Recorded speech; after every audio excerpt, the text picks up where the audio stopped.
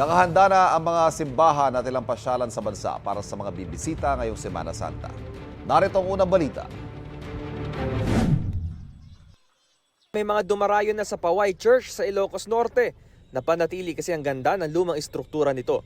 Kabilang ang Stations of the Cross na nakaukit sa bakod na simbahan. Ang ilan sa mga bumibisita galing pa sa Metro Manila. Maganda po, ito ay historical place. Pangalawang punta ko na dito, ngayon napasok na. Sa bayan ng Sarat, inaasahang dadayuhin din ng century-old na Stations of the Cross sa paligid ng Santa Monica Church. Napanatili rin ang original material ng mga ito na ladrilyo o mga bloke na gawa sa luwad. Pati sa loob ng simbahan, angat din ang ganda ng kaparehong material. Para sa ilang Katoliko, penitensya kung ituring ang halos 300 steps paakyat sa sikat na burol sa Banga, South Cotabato.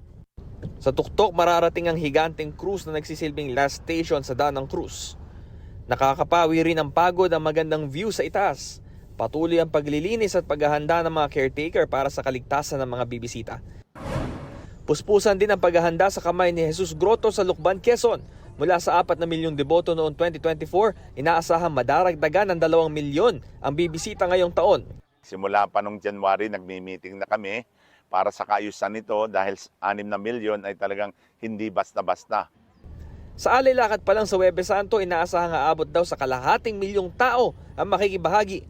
Nakipag-ugnayan na ang pamunuan ng simbahan sa pulisya at sa LGU para sa seguridad ng mga aktibidad. Ito ang unang balita, Bam Alegre para sa GMA Integrated News. Kapuso, huwag magpapahuli sa latest news and updates. Mag-iuna ka sa balita at mag-subscribe sa YouTube channel ng GMA Integrated News.